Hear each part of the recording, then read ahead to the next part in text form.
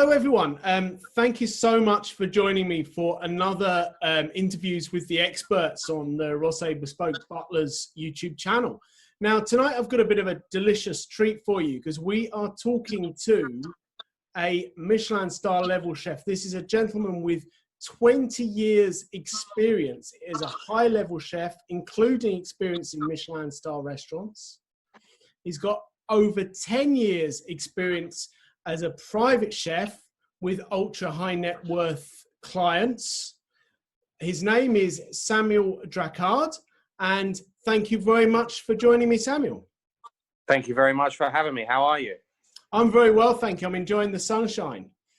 Yeah, me too. It's a very nice to have this kind of weather in the UK anyway.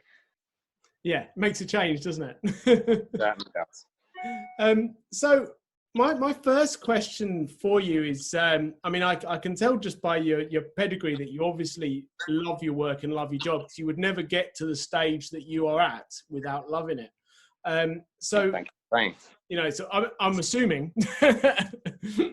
So, what do you enjoy most about your work? I mean, it's very multifaceted what we do, especially up here in the the ultra high net worth private industry. I mean, first and foremost, it's the traveling. It's what we get to see. It's the places that we get to go. We all have our bucket list of places that we want to go and see. And unfortunately, sometimes you don't, whether have the time or family or money to go to see these places. But 5 of my bucket lists been written off due to being able to work there and being paid to be there with, in a great environment with, great staff and a great family, or, whoever the client tends to be. And you get to see a little bit more of it because you're there for an extended period of time. You have your downtime when, other people are at work. So you do get to experience and see different things than if you would have just bought a holiday to go there. So that's first and foremost the thing. Secondly, I like the application. It's, spending 10 years working in the higher echelons of kitchens in London and across Europe. It's very stressful. The money cannot be so great. The working conditions cannot be so great. You're learning, and that's the point of what we do. But sometimes you want that work-life balance. And I found that as soon as I went into the private industry, it was, honestly, it was probably harder work, but there was more reward for the hard work. And I got to learn a lot about myself, about my managerial style, about my cooking style. But also, how you interact with a family on a face-to-face basis, especially when some of them are, they're film stars and movie stars or pop stars that you've seen on the television. And, so you have this opinion of what they're going to be like, what their children might be like, their wife or their husband might be like.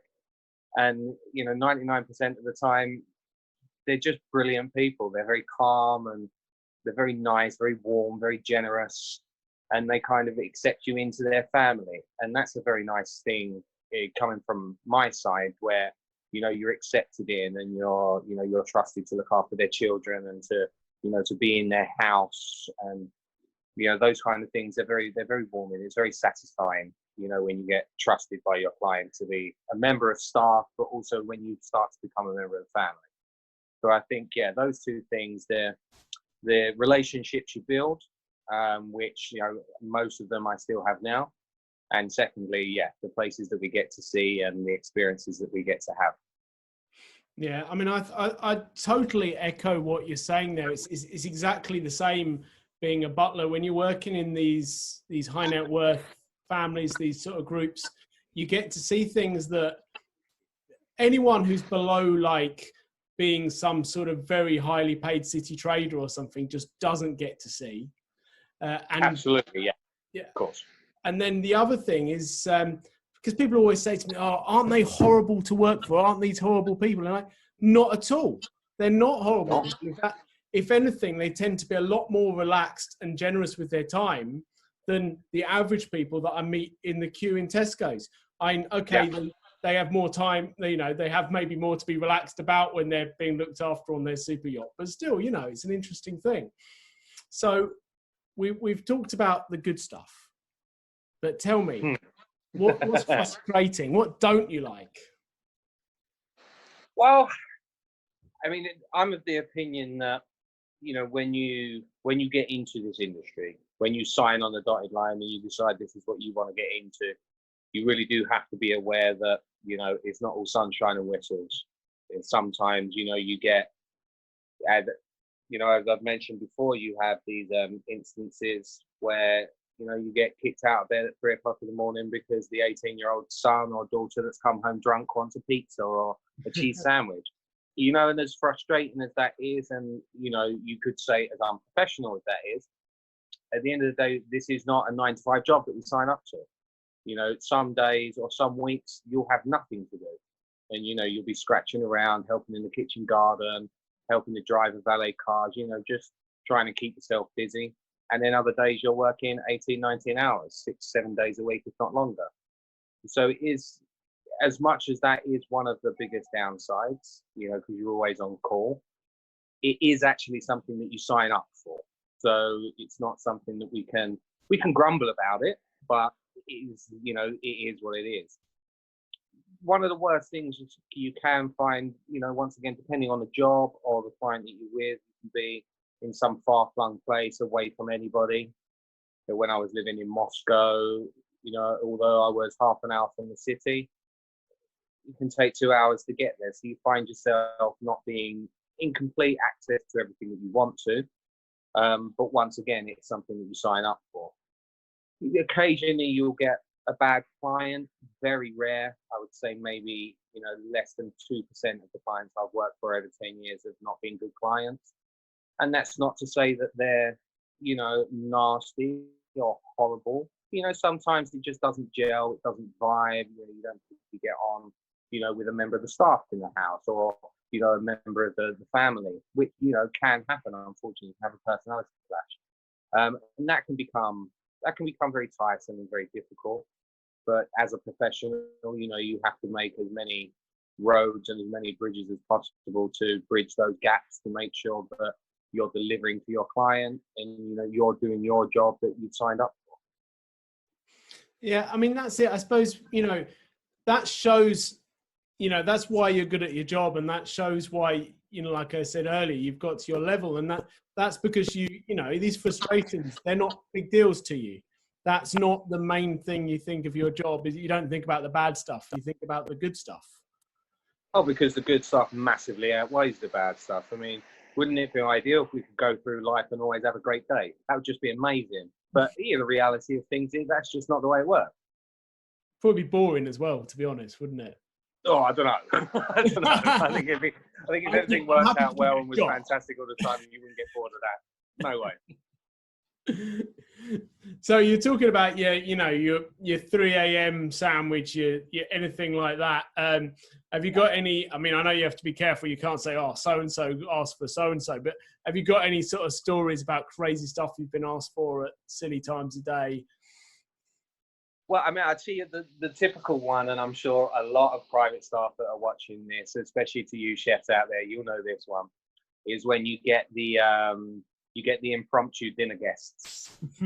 Normally, you know, half an hour. If it's an hour before, fantastic. It's never an hour before. And then you'll get that, you know, you're just ready, you're ready to serve, your plates are warm, all the staff have been briefed, wine's ready. And then all of a sudden, oh, would it be a problem if we bring an extra 6 guests? No, of course not. Oh yeah, by the way, one's vegan, one's celiac, one's allergic to this, one's that, so we're going to need a whole new menu. And can we still have it at 3:15? And now it's like 2:30 now. Yeah. And, you know, you smile and wave and you go, yes, no problem. We'll make that happen. And that, I mean, that happens a lot. That would probably, I would say, as much as 50% of the time. But because it happens so often, when someone says there's 4 for lunch, you're always cooking for 10 anyway. And then what's left over, that's for the staff. You know, you'd be very, you put yourself in the shit big time if you assume with what your guests are telling you are actually true, because it's never less, always more. And it's never the time they say either, is it really? over the years, I've got better at dictating how that's going to happen.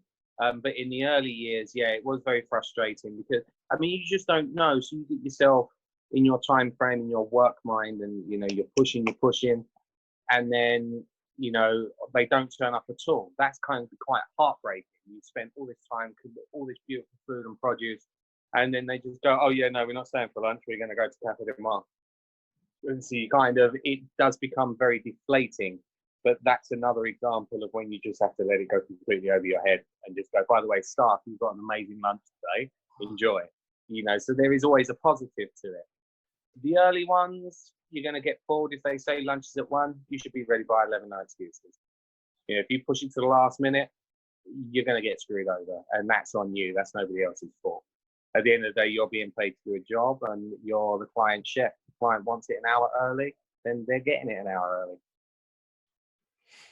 Yeah, I mean that's what you have to be as private staff. I think for all private staff, you know, whether you be the chef, the butler, the housekeeper, whatever, the thing is you have to be just totally flexible. You've got to be able to just roll with it and, like you said, be pre-prepared. You know. Well, it's the old adage of the 6 P's, isn't it? The proper preparation prevents piss poor performance. Yeah, exactly. Yeah, fail to prepare, prepare to fail. That exactly. I mean, all of those ones, but you know, they do make sense. As cliche as they are, your leaning time is cleaning time. it just is true. You know, if you've got time to lean, then I'm sure there's something that needs cleaning. You know, that's another thing that encompasses our jobs. You know, I could walk into a head chef restaurant in London, never have to wash another plate again. But that's not part of the job in the private industry. You know, you have to work tidy, you have to work after yourself and clean after yourself, do your own shopping. You know, there's lots, I'm sure this is something we'll touch on later in the interview, but, you know, there's a lot of things that I think some private chefs don't consider are part of the role, which can be a real eye-opener and a real negative to some people. Yeah, I mean, I think we should touch on that right now, to be honest with you. I think, okay. I'm definitely, you know, as soon as you say that, that's something that I see all the time. You get certain chefs that, you know, you work with them and we're in a very close knit. That's what, to be honest, those restaurant chefs and stuff out there who haven't experienced this, they won't know what that's like. But you're in a very tight, close knit team. You know, there might be one butler, one like server, one housekeeper, one chef, and that's it. That's it. And maybe a driver if you're lucky. Exactly. Yeah. So, you know, if you say to me earlier in the day when I've got nothing to do, Simeon, you need to peel these carrots for me or whatever, then it's my job to say, of course, chef, more than happy to help you. And then the best households I've ever worked in, I've never had to ask those questions. But they are few and far between. You know, it can be, I mean, that is, you know, one of the frustrating things. I mean, I could sit here and reel off a whole different list of things that become either a negative or a positive in a household, but the communication and the helping each other out thing is possibly one of the most important. You know, if I have nothing to do, you know, I'll happily go and help the gardener because, you know, that's going to benefit me and the stuff that I'm going to be using in the house. Because most of these private houses now have chef's gardens, which are perfect. You know, you don't have to run to the shop for some herbs or, you know, some basic brassicas or some things like that. You have them in the garden, which is great. But that's also my responsibility to make sure that that's right. So I don't have a problem with that. And the same as, you know, I wouldn't expect the driver to keep going out shopping for me. You know, so it goes, I wouldn't expect them to do that, but then I would expect them to help out in the kitchen if they don't have. Maybe just a little bit of washing up or, as you say, maybe peeling some carrots or peeling potatoes. Because at the end of the day, we are a team together. And if we all work together as a team, then the job will get done a lot quicker.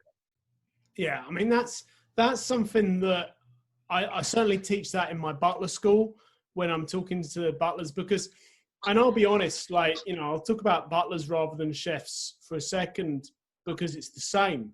There's some of the... It's very similar. I mean, there's some of the, should we call them the old boys in the industry? I'll try to avoid insulting anyone specifically, but say things like this, oh, I'm head butler and I'm very fancy and I don't do washing up. or I don't clean shoes or whatever. And it's like, well, I think you'll find you're a butler. You do whatever needs to be done at the end of the day. I switch off to that answer. When someone says it's not my job, then they don't necessarily need my breath, because it's just, especially in this industry, that's, if you have that attitude, you're not going to last very long at all.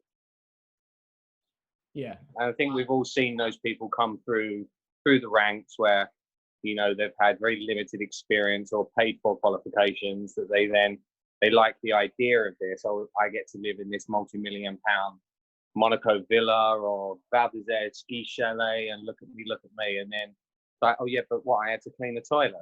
Yeah.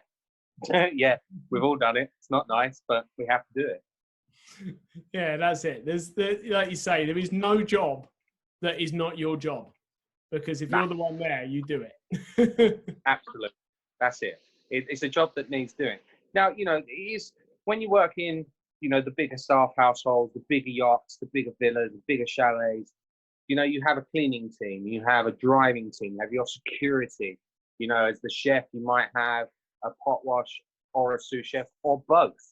You know, these are, and some of the bigger places that I've worked in, you actually get that. But I would never, you know, I would never leave the kitchen a mess for my pot wash to clean, because the quicker he's out, the quicker I'm out, and vice versa. And we're a team as well.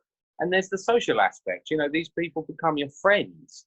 They become part of your, you know, your immediate circle of family that you have in that environment. And it's very, very intense, the relationships that you build with people. And so, you know, that's, you know, that all encompasses this helping each other out. There is no hierarchy. When the shit hits the fan, you know, it's house manager, chef. Yeah. But, you know, we're all in it together. But, you know, there has to be that hierarchy, because that's what the client wants. Yeah. But, you know, socially between us and a professional side, you know, as work colleagues, if you don't have that personal relationship or personable relationship with people you work with, it becomes very, very, very difficult. Oh, yeah. I mean, once that sort of circle of trust and respect is broken, then it's not an effective team. It just doesn't work anymore. It's very hard to bring back. Well, that's when you find that people start, that's when the micromanaging starts. And as soon as that starts, you know, that sets in, you know, not to use this word, but it's very cancerous. Once the you know, the head butler, chief of staff, head chef, whatever, as soon as they lose trust in the people below them that they're supervising, when the micromanaging starts, it makes the work tougher for the employee and for the employer, because, you know, and even worse, if the principal guest starts micromanaging your things that you're doing, that's when you know there's a mistake in the household. Mm-hmm. Yeah, I mean, yeah, you're right. I tell you what, I'm gonna rein this back now, because I've suddenly realised that we're maybe sounding negative, and it's we are. Yes. But see, that's what happens when you get two chaps who've done it for too long. We can start to get negative. Yeah, but the thing is, it's important to make the negative people, the people aware of the negatives in there. But I must stress, they're very, very few and far between. When they do happen, they can be quite intense, but it's certainly not every household. It's, you know, you're going to get a bad egg here and there. Happens, you know, sometimes it's you, sometimes it's someone else. But yeah, we certainly don't want to make this a pure negative thing, because it's such a small percentage of what actually goes on a daily basis. So yeah, let's bring this back up a little bit. So yeah, so what I'm going to ask you about, and this is especially why I want it nice and positive, because I'm thinking right now, young catering student, okay, someone, you know, rolling out of Thanet Tech like myself right now. Little shout out to Thanet Tech there. I don't think it exists anymore, to be honest. I don't think that's a college anymore. In fact, I don't even think there are community colleges anymore. I don't know. I think it was well at our time. We're past all that now, I think. Yeah. So, you know, they're a catering student right now. And they're liking the sound of this. They're thinking, right, I'd love to go into this private industry. I want to work for some high net worth individual, celebrity, whatever. You know, what's your advice? Don't. No, I'm joking. Wow. Okay. I mean, it's something you have to really, it's not as easy as thinking, I want to do this. So let's take the private side out of it for a second. If you want to succeed in this game, if you want to be, either, high-end service staff, whether you want to be a butler, whether you want to be a valet, a driver, a chef, a stewardess, or a steward, learn your craft. Learn everything that you can. Don't be taken in with paid for qualifications or paid for courses. I'm certainly not going to name any names, but there's lots of things on the market now for, in excess of £5,000, £6,000, £7,000, £10,000 to go and learn to train in Michelin restaurants or in 5-star hotels. You can do those for free. All you have to do is you have to have a little bit of confidence. You have to have a little bit of nous. You can contact them. You can contact the Fat Duck. You can contact Ramsay's. You can contact the Hand and Flowers. You can contact the Ritz and, the Alan Ducasse at Monte Carlo and say, I'll come and work for you for 2 weeks for free. You will learn more in those 2 weeks for free than you will ever learn paying someone £10,000 to go and learn to be a Michelin chef. It's just not going to happen, because you have to be in the environment. You have to be amongst the people that are your peers and are more experienced than you, more professional than you. And in just that very short amount of time, you'll learn probably more than you did at college about your skills being applicable to what you do. When you leave college, you have the skill set, you have the raw talent, but it's down to us senior chefs to channel that and to put it into the right direction. What part of the kitchen suits you better, how your work rate, your mentality and your approach and your ergonomics of how you're working. You only learn this through on-site training. And unfortunately, when you pay for certain things, you're getting a small touch of it. And it doesn't necessarily make you work ready. You can do stages for, 3 or 4 stages throughout the year. If you're in a job as it is, your employer won't mind you going and doing those things, because they will better you as a person. They'll better the company that you're working for. And I'll say to some of the chefs out there that, experienced chefs 5-6 years in, what's it like working on a private vessel? Go and work in a Wetherspoons, because you'll learn somewhere like that about systems and about control and about time management. It's not necessarily about what you're cooking. It's about managing your time, managing your products, managing your budgets, managing your cleanliness and everything that you have to do yourself. These are all things that will benefit you moving forward. Leaving college and going straight into the private industry is, in my opinion, not an option. But, you have to go and do 2-3 years in any restaurant. It doesn't matter what kind of place it is, whether it's a Wetherspoons or a Beefeater, up to a 2 Michelin star restaurant, or somewhere in the middle. Doesn't matter. What matters is that you're on site, you're in place, you're en place. You've got your knives, you've got your uniform ironed and clean, you're wearing clean shoes. All of these things that you only learn through doing it on a day-to-day basis in an establishment. And coming straight out of college and envisaging going straight into the private industry, you're doing yourself a great disservice. Yeah, so you're basically saying put your time in at the coalface. I mean, you can keep that as your goal in the future, but yeah, absolutely, straight to it. Yeah, give yourself time, because I've been doing this for 20 years. I'm 40 next year, and I'm still learning things from people much younger than me. I'm still learning stuff and little bits and bobs. I think, that's a cool idea. I'll try that. You never stop learning. That's the best thing about the job. You never, ever, ever stop learning. And every single day, if you pay attention, you can learn something new off of anybody. It could be your mate's grandma that lives in Trinidad. It could be, someone that that lives in Switzerland. It could be something that you've looked at on Instagram, or an old head chef of yours, or a peer on the same level. But engage, listen, learn, read, please read, and learn how to sharpen a fucking knife properly. That's it. If you can do that, you'll be all right. That's brilliant. I'm just thinking of all the incredibly blunt knives I've picked up over the years. Yeah, I know. That's why I said it. Like I said hitting a tomato like it's a hammer. Yeah, it's just, I mean, it's such a, I'd be surprised you get, I mean, once again, not naming any names, but you have so many different, you go into Cannes or Antibes or, you know, Monte Carlo, Palma, Barcelona. There's loads of people advertising knife sharpening services, and people are giving away their £2,000-3,000 knives for somebody else to sharpen. Mm-hmm. And it's just like, but you need to know how to sharpen a knife on a stone and with a honing steel. Otherwise, what, you don't deserve to own the craftsmanship. Just buy a Victorinox pastry knife, which, by the way, is the quintessential knife in anyone's toolbox. You've got an expensive Japanese one in a box, but you're just using the... Oh, I've still got all of my pastry knives from college. I've still got, and I can do anything with a pastry knife. Anything. That's brilliant. That's all good advice. I'm on these interviews. I try and make sure I don't go over the sort of half hour. I'm watching the timer click down surprisingly quick. I'm obviously enjoying this one. That's fine. We've got time. So, what about someone booking your services? How would they go about booking your services?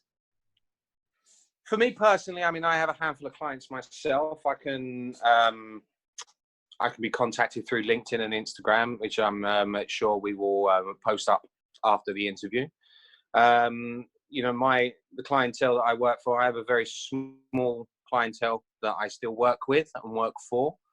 But I'm obviously always looking for new clients and new connections, more so in the industry. It's always good to, you know, have a whole bank of connections and people, because sometimes I can't do the work and I like to pass it on to somebody else, and vice versa.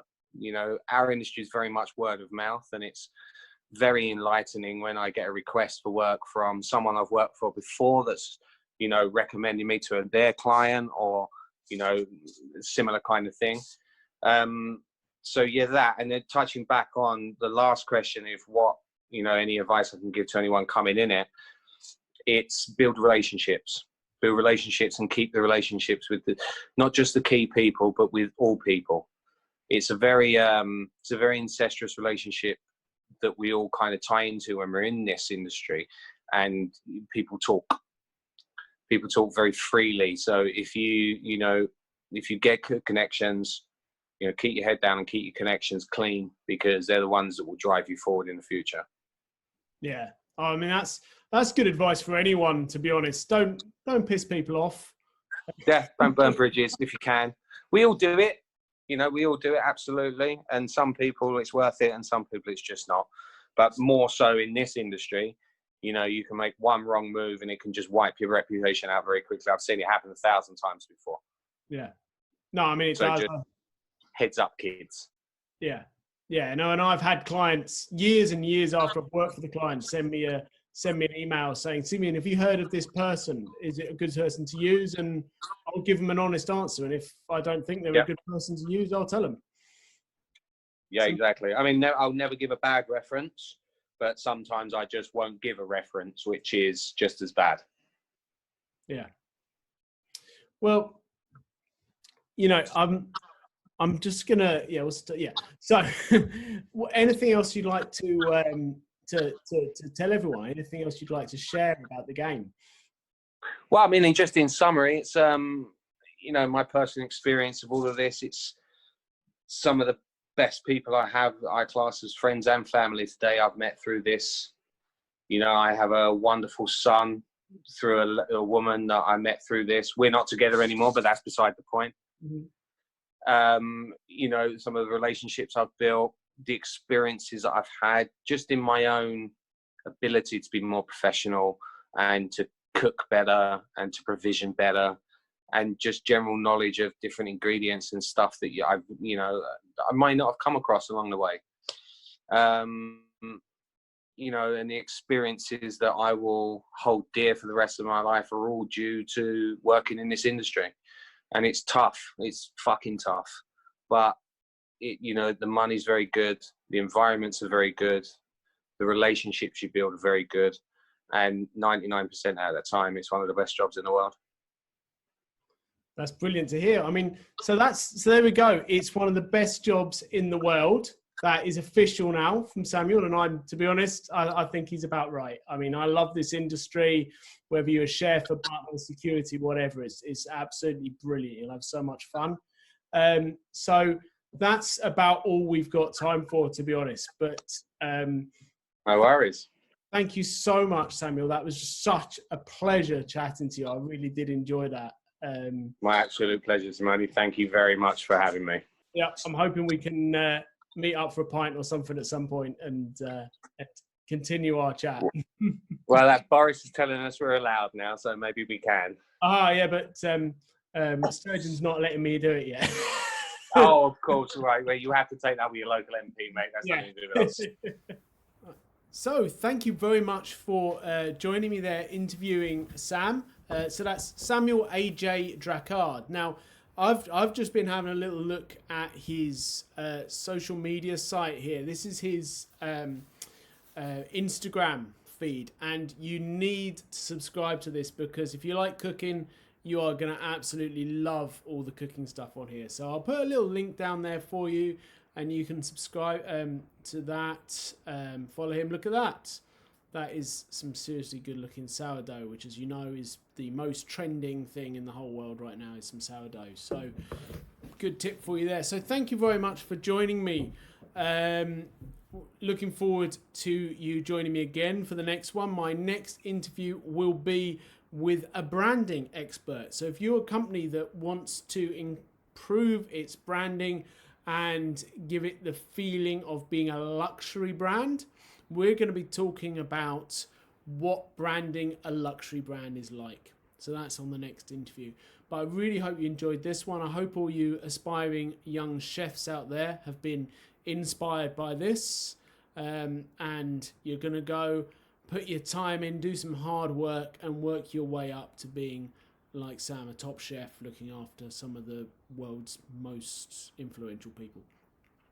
So thank you very much. Please subscribe because there's going to be a lot more videos